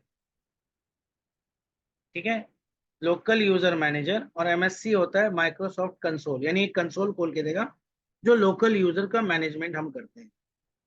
तो इसको ओके करते ही आपको ये देखो खुल गया, लोकल यूजर्स एंड ग्रुप्स का पूरा चार्ट खुल गया, और ये आपका प्रॉपर वर्क कर रहा है। ठीक है, ये अभी हमने कंट्रोलर नहीं बनाया तब। तीसरा चीज ये आपने देख लिया। चौथा चीज आप क्या देखोगे, चौथा चीज आप देखोगे, आप जब यहाँ पे कंप्यूटर नेम चेंज करने की कोशिश करोगे चेंज में, तो यहाँ जो ये वर्क ग्रुप और डोमेन आप इजीली क्लिक कर पा रहे हो। तो हो सकता है, अब इसमें क्या है, अगर ये कंट्रोलर है तो ये आप क्लिकेबल नहीं होगा, और अगर ये डोमेन मेंबर है तो ये क्लिकेबल होगा। ये भी एक चीज याद रखना कि अगर ये कंट्रोलर होगा तो ये क्लिकेबल नहीं होगा, और अगर ये डोमेन मेंबर है तो ये क्लिकेबल मिलेगा, यानी जब मर्जी आप चेंज कर सकते। ये चेंजेस हो गए। इसके अलावा सबसे इंपॉर्टेंट जो है वो है, आप CMD कमांड प्रॉम्प्ट में जाएंगे और यहाँ पर एक कमांड लिखिएगा, नेट अकाउंट्स। नेट अकाउंट्स लिखते ही आप जब एंटर करेंगे तो यहाँ पर एक ऑप्शन है कंप्यूटर रोल। अगर इस कंप्यूटर रोल को देखेंगे तो यहाँ पे क्या लिखा हुआ है, सर्वर। इस कंप्यूटर के रोल को हम बोलते हैं यहाँ पे सर्वर। तो ये अगर सर्वर लिखा है इसका मतलब ये अभी या तो ये कंट्रोलर का मेंबर नहीं बना है, या तो ये मेंबर है। दोनों ही केस में आपको सर्वर लिखा हुआ मिलेगा। ठीक है, जैसे अगर मान लो अगर आपने विंडो में देखा, विंडो 10 या विंडो 11 में अगर उसमें आप चेक करते हो तो आपको आता है, मैं इसमें भी चेक करके दिखा दे रहा हूँ, नेट अकाउंट से कमांड आप करोगे तो आपको दिखेगा यहाँ पे वर्क स्टेशन। यानी अगर क्लाइंट ऑपरेटिंग सिस्टम होगा तो वर्क स्टेशन लिखा रहेगा, नेटवर्क ऑपरेटिंग सिस्टम होगा तो सर्वर लिखा होगा, और अगर ये डोमेन कंट्रोलर हो गया तो कुछ और लिखा मिलेगा, वो भी हम प्रैक्टिकली देख लेंगे। ये समझ में आ गया। सर ये 5 चीज आपने नोट कर ली। सर एक बार जब हम डोमेन कंट्रोलर बन जाता है हमारा, उसमें ना हमारा जहाँ पे हमारा डोमेन नेम होता है, जैसे कि कुछ भी डोमेन नेम जो होता है उसके हाँ नीचे लिस्ट बनती है। लिस्ट में जो हमारा वो ओयू बनता है, जैसे हाँ हाँ ओयू में वो एक होता है डोमेन कंट्रोल हाँ, वहां पे कंट्रोलर। डोमेन कंट्रोलर एक ऑप्शन आता है, लेकिन वो अभी नहीं मिलेगा क्योंकि अभी नहीं हमारा डोमेन हाँ अभी, कंट्रोलर बना ही नहीं है। हाँ मैं वैसे बता रहा हूँ कि वहां पे हमारा डोमेन कंट्रोलर का नाम लिखा होता है, हाँ कि वो हमारा पक्का डोमेन कंट्रोलर होता है। उससे हम साफ साफ पता लगा सकते हैं कि ये हमारा डोमेन कंट्रोलर है, कि ये हमारा सेकेंडरी डोमेन कंट्रोलर है।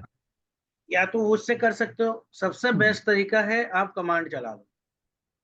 Yes sir. ठीक है, क्योंकि कमांड सबसे बेस्ट कंफर्म कर दो। और अगर आप वर्क ग्रुप और कमांड देखो, मतलब मैं आपको बताना चाहूँ कि 4-5 चीजों को देखकर उसके बाद आप बोलो कि हाँ ये कंट्रोलर है, ये मेंबर है, ये कुछ और है। अगर तो सर आप, हमारा जो सेकेंडरी होता है ये हाँ, एक तो प्राइमरी होती है जो हमारे कंट्रोलर होता है, जो सेकेंडरी होता है वो बैकअप कंट्रोलर होता है। बैकअप कंट्रोलर होता है, उसमें भी तो हमारा जो डोमेन होता है वो हमारा डोमेन ऐड होता है। वो डोमेन तो कंट्रोलर में ही दिखेगा। हाँ वो ऐड होता है, तो वो दो दो हमारे डोमेन कंट्रोलर में दिखते हैं, पर जो प्राइमरी होता है वो प्राइमरी का फर्स्ट नंबर प्राइमरी होती है, सेकंड ऐसा हमारा। कुछ नहीं है, वो आपको एकदम प्रॉपर डिफाइन हो जाएगा कमांड पे। नेट अकाउंट कमांड बताया, उससे ओके। आपको प्रॉपरली डिफाइन हो जाएगा। Okay sir. ठीक है, तो फिलहाल ओके। हम एक बनाकर देख लेते हैं ताकि थोड़ा सा ओवरव्यू स्टार्ट हो हमारा भी और समझ में भी आए।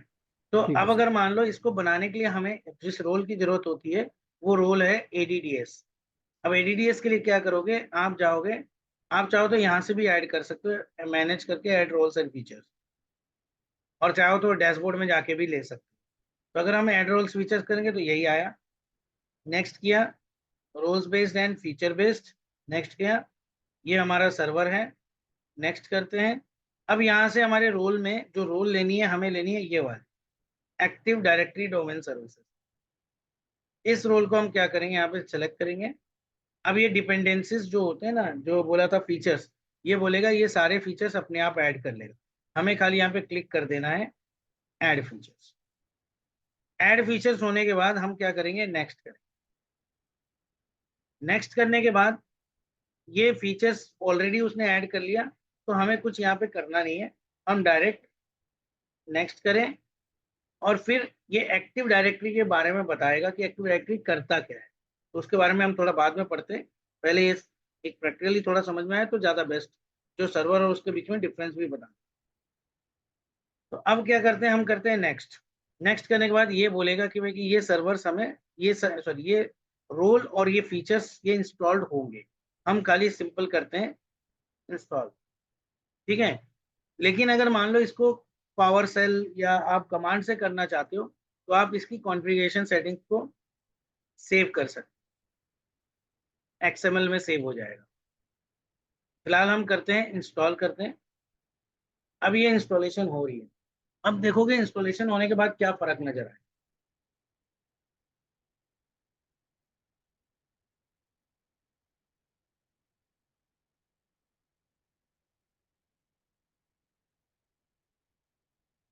अब यहाँ जो इंस्टॉलेशन हो रही है उसमें मैं आपको दो चीज बता दूं। यानी सबसे पहले अगर मुझे डोमेन कंट्रोलर बनाना है तो मुझे जो रोल चाहिए, रोल रिक्वायर्ड इज एडीडीएस। इसे कहा जाता है active directory domain service. Domain services. ठीक है, अब इस रोल का एक्चुअल में काम क्या होता है। इस रोल का एक्चुअल काम होता है, सिर्फ 3 काम होता है। ऑथेंटिकेशन, ऑथराइजेशन और अकाउंट। यानी ये ट्रिपल ए का काम करता है। ठीक है, अब ये तीनों चीज जो करता है किसके लिए करता है या किस किस चीजों के लिए करता है, अगर कोई पूछता है तो ये 3-4 चीजें होती है। जैसे यूजर्स, पूरा यूजर्स का मैनेज, नेटवर्क डिवाइसेस जो भी है उसको मैनेज करने के लिए डिवाइसेस के अंदर जैसे प्रिंटर हो गया, यहाँ पर वो बात हो रही है प्रिंटर स्कैनर्स ये सब की तरह जो नेटवर्क में कनेक्ट होते हैं, उसको मैनेज करेगा। जैसे बोले ओयूज यानी ऑर्गेनाइजेशनल यूनिट, ग्रुप्स। ठीक है, तो ये सब चीजें कुछ हैं जिनको ये मैनेज करता है। क्लियर। अब ये काम क्या करता है, इनको मैनेज करने के लिए सिर्फ 3 काम करता है। ऑथेंटिकेशन करता है, ऑथराइजेशन करता है, अकाउंटिंग करता है। ऑथेंटिकेशन मतलब होता है हु एम आई, या इसके हिसाब से बोलेंगे हु आर यू। बोलेगा भाई कौन हो तुम। अपनी आइडेंटिटी दो। तुम यूजर हो, डिवाइस हो, ओयूग में हो, ग्रुप हो, क्या हो, ये आप एक डिफाइन करो।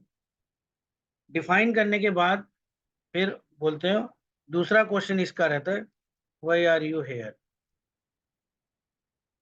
यानी आप यहाँ क्यों हो, आपको किस लिए बुलाया गया, क्या ऑथराइज्ड पर्सन। ठीक है, अब ऑथराइजेशन डिपेंड करता है कि अगर यूजर है तो क्या ये नेटवर्क डिवाइस या प्रिंटर में प्रिंट आउट कर सकता है या नहीं कर सकता। आइडेंटिटी हो गई कि तुम यूजर हो। अब यूजर बनने के बाद प्रिंटर ने भी आइडेंटिटी दे दी, मैं प्रिंटर हूँ। लेकिन यूजर क्या प्रिंटर से प्रिंट आउट ले सकता है या नहीं ले सकता, ये डिफाइन करेगा ऑथराइजेशन। ठीक है। और अकाउंटिंग का मतलब होता है कीप रिकॉर्ड्स, या जिसे एक तरह से लॉग फाइल्स, ये रिकॉर्ड रखता है कि कौन आया, कब आया, क्या किया, कौन सा काम किया, प्रिंट आउट दिया तो कब दिया, स्कैनर से स्कैन किया तो कब किया। ठीक है, सिस्टम में कुछ नया इंस्टॉल किया तो कब किया, ये सारा रिकॉर्ड रखना अकाउंटिंग का। तो ये एडीडीएस बेसिकली ये तीन काम करता है, ऑथेंटिकेशन, ऑथराइजेशन और अकाउंट। ठीक है, तो यहाँ पर भी आप अगर ध्यान से देखो, चलो ये इंस्टॉल हो गया।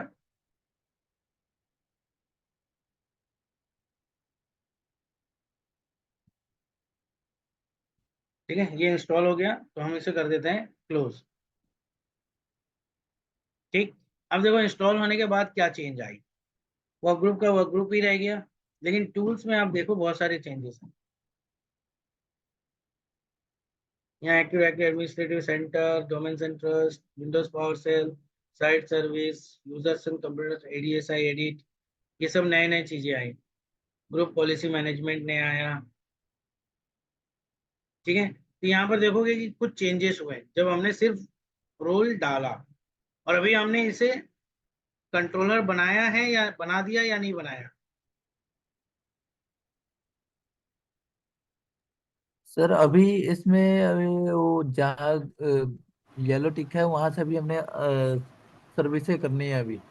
हाँ, जैसे सपोज करो अगर बोलते हैं ना दो चीज की, कि हमें एक मिलता है ऑफर लेटर, एक होता है परमानेंट लेटर, तो हमने इसे ऑफर दिया अभी, ये इसका ऑफर लेटर हुआ कि भाई हमने रोल ऐड कर दिया। अब ये रोल ऐड होने का मतलब मैं इसे कंट्रोलर बनाने जा रहा हूँ।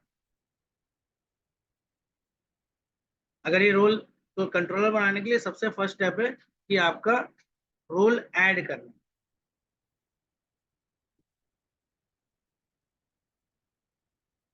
ठीक है, कंट्रोल बनाने का मतलब क्या है, रोल ऐड करना।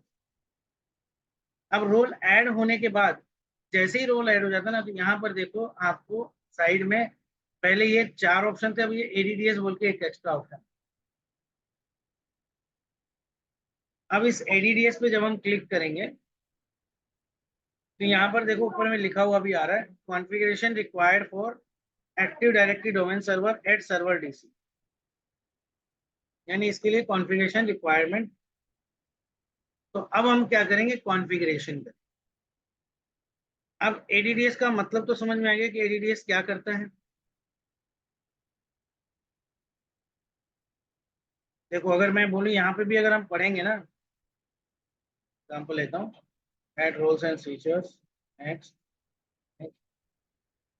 अगर मैं एडीडीएस के बारे में भी पढ़ूँ ना, तो यहाँ देखो सामने क्या लिखा हुआ है, active directory domain service stores information about objects on the network and makes the available to users and network administration. यानी ADDS uses domain controls to give network users access to permit resources anywhere, मतलब resource को use करना, जो भी network में resources है उसको users को देना, या जो यानी यूजर मैनेज करता है, डिवाइस मैनेज करता है, पूरा नेटवर्क मैनेज करता है, यही इसका मेन काम।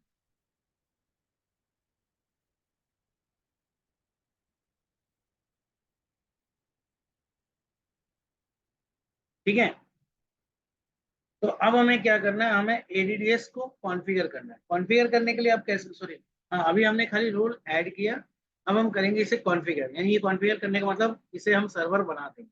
तो सर्वर बनाने के लिए आपको क्या करना है, यहाँ पे जाना है आपको मोर।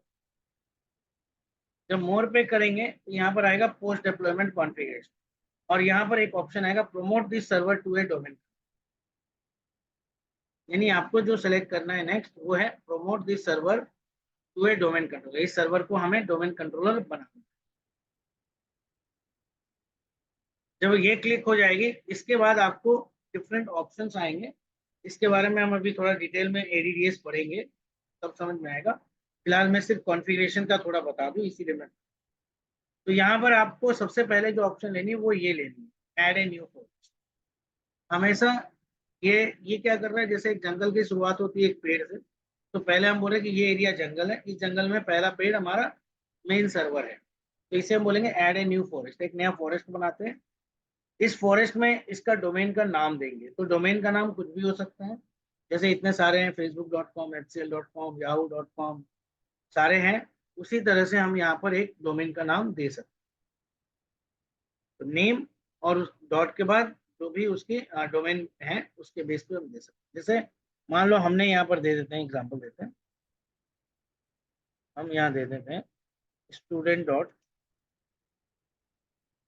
अब जो भी हम यहाँ पर देंगे वो आपके कहीं और नहीं होना चाहिए, मतलब इसके नेटवर्क में कहीं भी इस नाम का दूसरा नहीं होना चाहिए।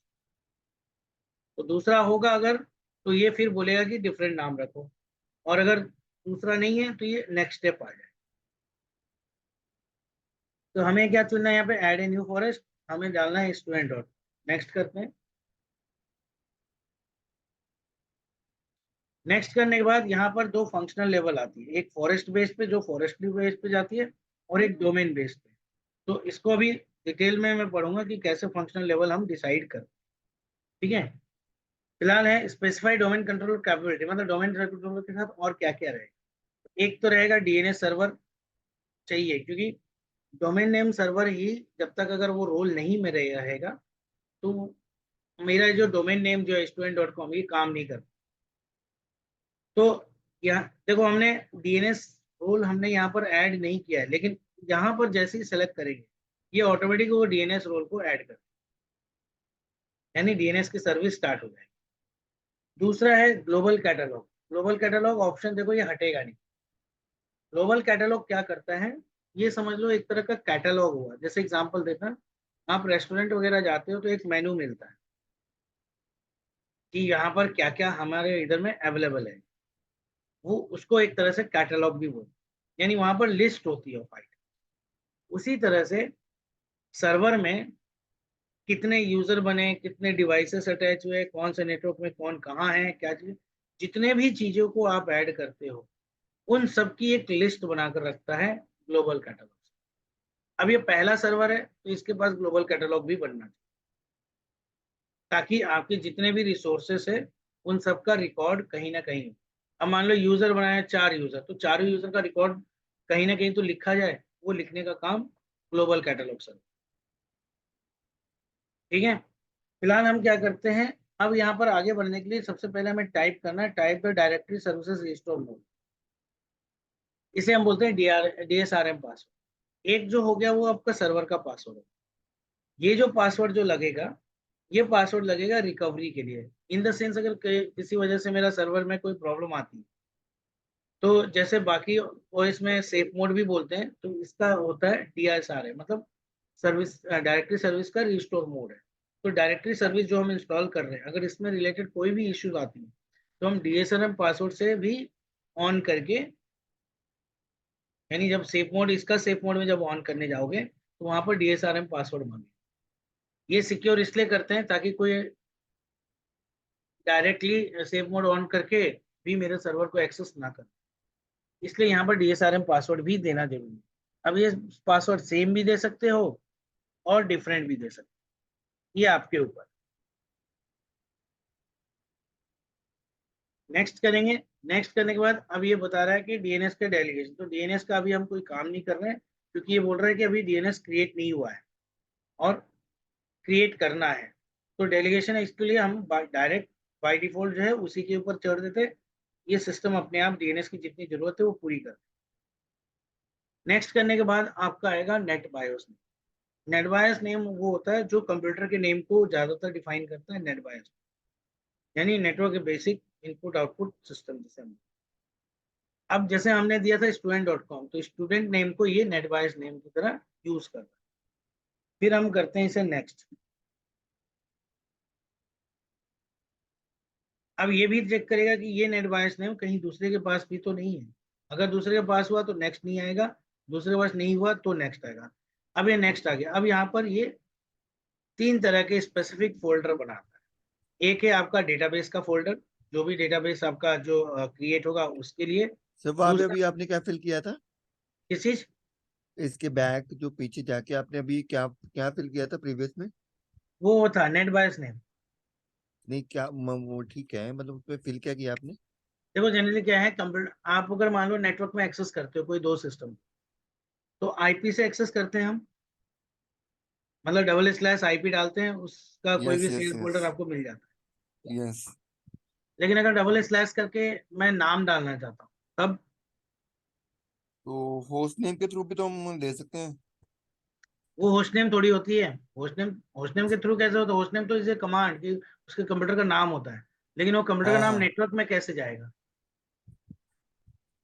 जब ये नेटवर्क में हाँ। यूज हो रही होती है तब उसे हम बोलते हैं नेटबायस नेम। जब आप रन करके, जब हम // करके आईपी देने के बजाय इसका नाम देते हैं कंप्यूटर का, तो हम बोलते हैं हम नेटबायस सर्विस का यूज करते ओके। हैं। ठीक है, जो कि कंप्यूटर नेम या होस्ट नेम को भी नेटबायस नेम लेता है बाय डिफॉल्ट। ठीक। लेकिन डोमेन में जो डोमेन का नाम देते हो वो लेता है। ठीक है, आप चाहो तो नेटवर्क बायस की सर्विस डिसेबल भी कर सकते हो। हम्म। एक सेकंड में दिखा दूं आपको। हम्म।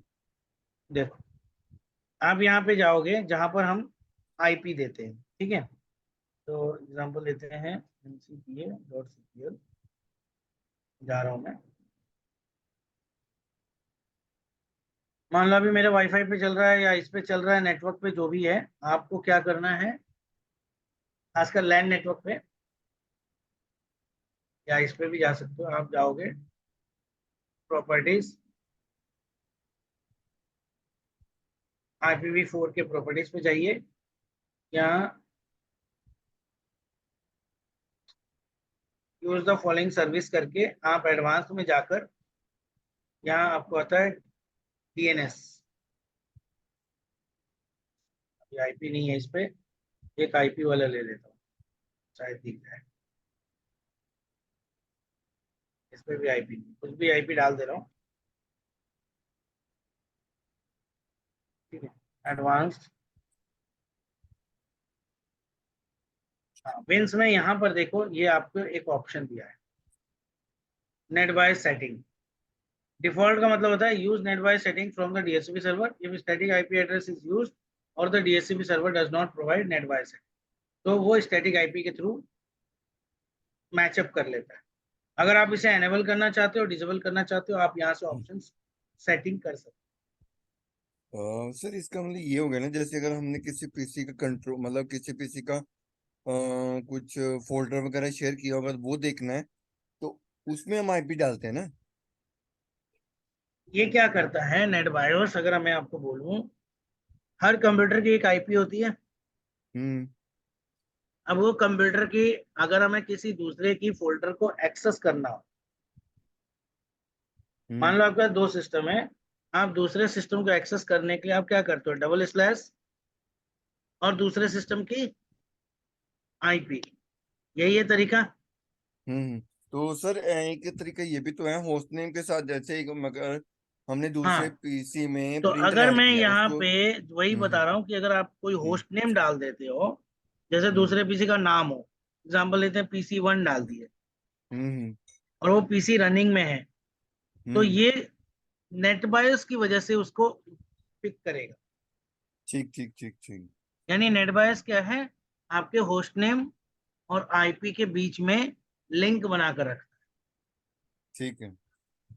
ठीक है, हम्म एक सिंपल तरीके में क्या बोलो, आईपी और जो आपके होस्ट नेम, उनके बीच में लिंक बनाने का काम नेट बायोस का है। नेट बायोस को होता है। अगर वहां पर आपने अच्छा, नेट बायोस डिसेबल मार दिया तो फिर आप नाम से नहीं खोल पाओगे, ओके, सिर्फ आईपी से ही खुलेगी। ठीक ठीक ठीक ठीक। तो सर जैसे हम सर्वर में से वो नेट बायोस डिसेबल कर देते हैं, तो जो भी मीन्स खोलेंगे हम फिर आईपी के थ्रू ही खोलेंगे। हाँ, वो फिर आईपी के थ्रू, ये सिर्फ ये सर्विस, सिर्फ इतनी सर्विस, हाँ हाँ, डबल बस स्लैश यही वाली, सर्विस। बस ये सर्विस, क्योंकि ये सर्विस नेट बायोस पे काम कर रही है। ओके, यानी फिर हमें उस पीसी का पर्टिकुलर फिर नाम आईपी नहीं से पता काम होगा। करो, आईपी से तो चल ही हाँ रहेगा। आईपी, जैसे मोस्टली कई लोगों को आईपी यानी होस्ट नहीं पता होता है, डालते हैं जो हाँ, उस मीन्स के सिक्योरिटी पर्पस के लिए अगर करना हो तो इन केस। लेकिन इसमें क्या है, बहुत सारी कॉन्फ्लिक्शन होती है कि किसी किसी दो पीसी के नाम सेम रख दिए, तब क्या होगा। हम्म। तो ये दिक्कत मेरे को आ चुकी है। तब वहां मैंने पर इश्यू आएगी कि वहां नाम से नहीं हम्म उठा पाता। हम्म हाँ वो वहां पे ये दिक्कत आती है कि आपका रिलेशनशिप टूट गया, हम्म। डोमेन के अब साथ कंप्यूटर को रिलेशनशिप, दिखेगा, ट्रस्ट जब नेट बाय इशू जाएगा होता है। दिखेगा दो आईपी, अब दोनों में से किसको उठाऊं, इसलिए वो इग्नोर कर देते।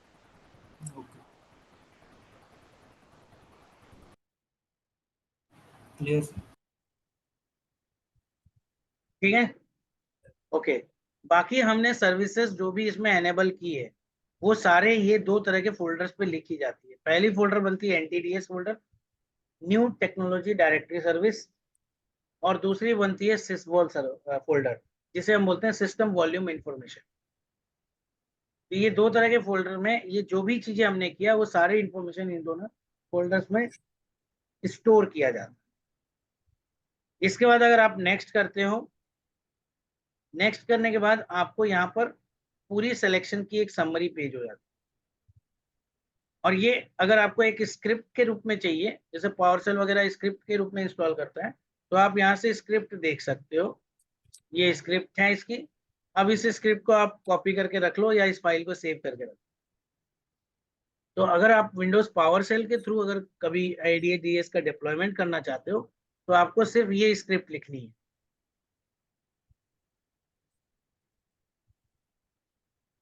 ठीक है, अगर आपको स्क्रिप्ट नहीं पता या नहीं याद है, तो आप क्या कर सकते हो, ऐसे सेट करके फिर व्यू स्क्रिप्ट के थ्रू ये स्क्रिप्ट निकाल सकते हो। यानी विंडोज पावर सेल खोलो, ये पूरी कमांड कॉपी करके डाल दो, वही काम करेगा जो अभी आप कर रहे हो।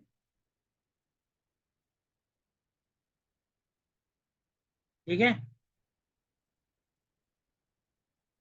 इसके बाद आप क्या करोगे, नेक्स्ट करोगे। नेक्स्ट करने के बाद ये प्री रिक्विजिट चेक करेगा। प्री रिक्विजिट मतलब स्टैटिक आईपी, विंडो अपडेट, और आपका तीसरा स्ट्रॉन्ग पासवर्ड। अगर ये सब कुछ ठीक होगा तो ही आगे बढ़ेगा, नहीं तो नहीं बढ़ेगा। अब यहाँ पर देखो ऊपर क्या लिखा है, all prerequisite checks pass successfully, click install to begin. ठीक है, ये सारे प्री रिक्विजिट चेक कर दिए हैं। अगर किसी तरह का एरर आता है ना, तो ये एक्सक्लेमेशन की जगह आपका आएगा क्रॉस, मतलब रेड। रेड आने का मतलब है कि आपका कहीं ना कहीं गड़बड़ है। और ये एक्सक्लेमेशन आने का मतलब है कि आपको एक मैसेज दे रहा है कि भाई कि इंफॉर्मेशन मैसेज ये है। अब आपको क्या करना है, इंस्टॉल पे क्लिक करते ही ये डोमेन कंट्रोलर बनना शुरू हो जाएगा। तो हम कर देते हैं। अब जो जो वहाँ इंफॉर्मेशन थी, वो सारी इंफॉर्मेशन अभी यहाँ पर इंस्टॉल करेगा और इसे डोमेन कंट्रोलर बनाएगा।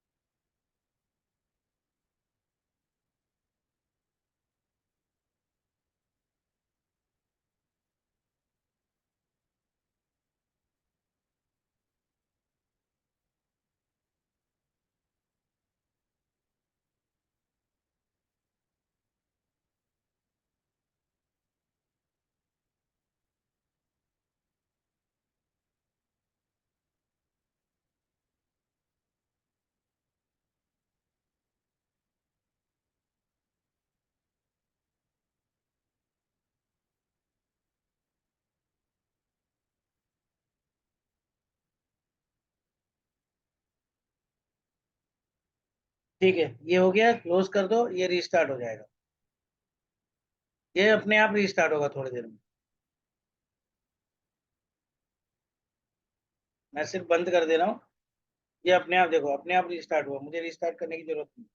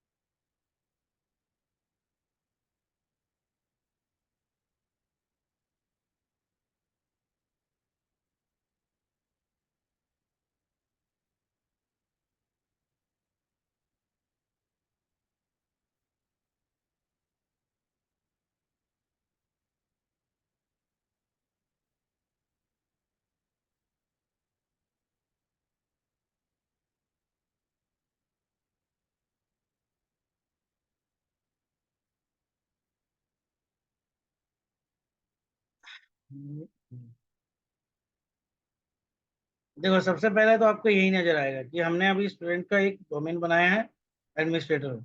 अब इसका पासवर्ड भी दे देता हूँ।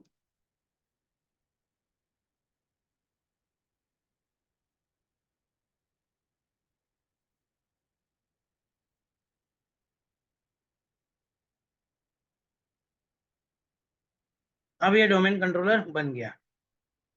अब बन गया, अब कैसे वेरीफाई होगा? अब देखो, अब सारा चीज वही सारे करते हैं। पहले सबसे पहले हम जाते हैं लोकल सर्वर पे।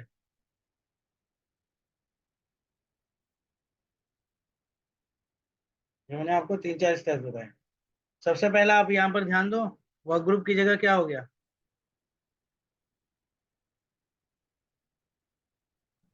Domain work name. ग्रुप की जगह हो गई domain. Domain name. Clear? Yes sir. दूसरा आप ध्यान दोगे, दूसरा मैंने क्या बोला था? टूल्स पे। टूल्स पे तो पहले चेंजेस हो चुके हैं जो होने थे। ठीक है। तीसरा आपको बोला था कि आप अगर कंप्यूटर का नेम चेंज करते हो, यानी डोमेन में चेंज में जाओगे, तो ये क्लिकेबल नहीं होना चाहिए। तो यहाँ पर देखो, सबसे पहले एक मैसेज ही आ जाता है कि domain controllers can not be move from one domain to another. अब जैसे ही ओके करोगे अगर किसी वजह से, तो यहाँ पर देखो ये डोमेन और वर्क ग्रुप क्या हो गया? अब क्लिकेबल नहीं है, यानी आप ज्यादा से ज्यादा कंप्यूटर का नाम बदल सकते हो, उससे ज्यादा कुछ नहीं कर सकते। तो यहाँ से अब नहीं होगा कुछ। जो बोला था कि अगर कंट्रोलर है तो क्लिकेबल नहीं है, लेकिन अगर ये डोमेन मेंबर होता तो क्लिकेबल होता।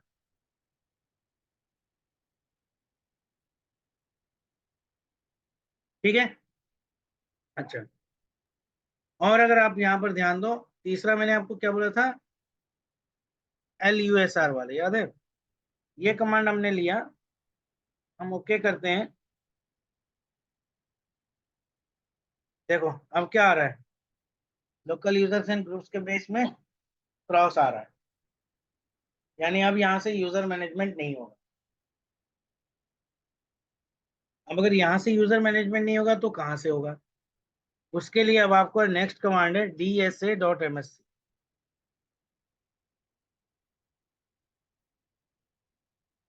यानी एक्टिव डायरेक्टरी सर्विस का अब DSA कमांड हो गया। एंटर करोगे तो ये देखो अब यहाँ पे student.com आपको दिखने लगा, और जब ये दिखने लगेगा तो यहाँ पर जो इससे आप बता रहे थे, ये डोमेन कंट्रोलर के अंदर आपको आपका कंप्यूटर का नाम दिखेगा, ये मेरा डोमेन कंट्रोलर है। ठीक है, ये भी एक तरीका पहचानने का। इसके अलावा इतने सारे जो तरीके बताए वो आपको एक डिफरेंट तरीका मिला, या यहाँ से भी जा सकते हैं। यहाँ से लिख के active directory users and computer, जो कमांड बताया वो इसी का है कि active directory users and computers click करो या वो कमांड लिखो, देखो वही पहुंच। नेट अकाउंट्स में अब क्या दिखाना है? हाँ, अब नेट अकाउंट्स में क्या चेंज देखना, CMD net accounts,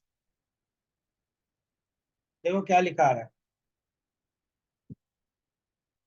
primary. Primary. अगर ये डोमेन मेंबर होगा तो कभी प्राइमरी नहीं लिखा है, वहां सर्वर लिखा है। वहां पे सेकेंडरी हो सकता है, नहीं तो सर्वर हो सकता है। नहीं, सर्वर ही लिखा आता है वहाँ, ओके अगर ओके डोमेन मेंबर है तो। ओके, ठीक है। और जैसे मैंने बताया, अगर बैकअप कोई सर्वर अगर आपने इसका बनाया है तो बैकअप सर्वर में बैकअप लिखा आता है।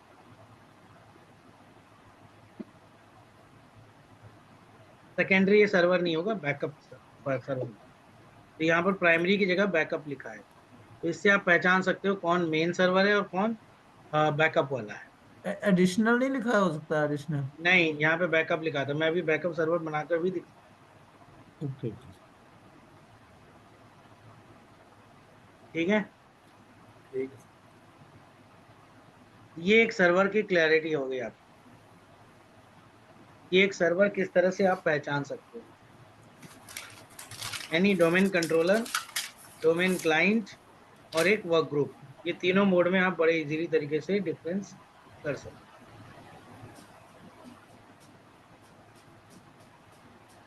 क्लियर है ना इतना? Clear sir. तो अभी तक में कोई क्वेश्चन है तो आप पूछ लो।